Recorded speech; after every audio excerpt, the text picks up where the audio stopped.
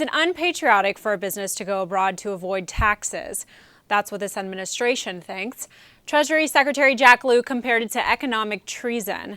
My next guest disagrees. Joining me today to discuss this is Lanhee Chen, a research fellow at the Hoover Institute. Thank you so much for joining me today. Thanks, Michelle. Thanks for having me on. So first off, explain to us the practice of inversion. What is it? The practice of inversion is something that's been going on for quite some time, and really it's a situation where a company attempts to minimize its tax liability by merging with or acquiring a foreign company and thereby subjecting themselves to the tax rate of the foreign country. You argued in your piece for Bloomberg that this is just politics. The response that this administration has had is purely political. Why do you think that's so?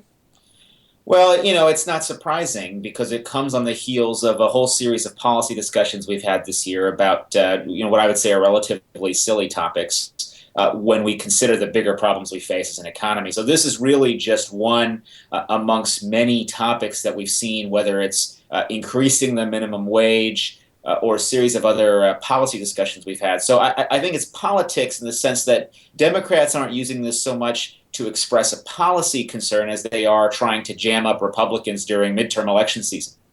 Well, it seems, that everyone sort of tries to use the tax code to decrease their tax burden. How is that any different than what these businesses are doing? Is there a difference? Well, really, no.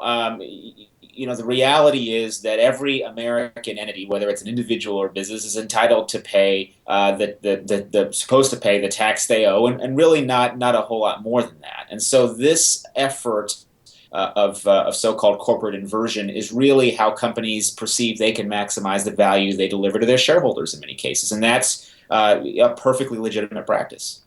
Well, the administration's response to that would be that this is bad because you're taking away revenue. It could go to health care costs. It can go to infrastructure, and that in and of itself is unpatriotic. Do you agree? Is this unpatriotic?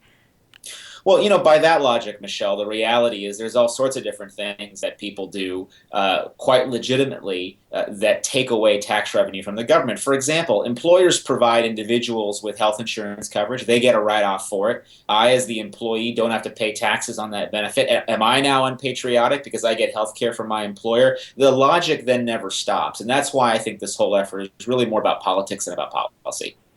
I'm going to have to agree with you. Thank you so much for joining me today, Lanhee. I really appreciate it. Sure, Michelle. Thanks. For PJ TV, I'm Michelle Fields. Thank you so much for watching.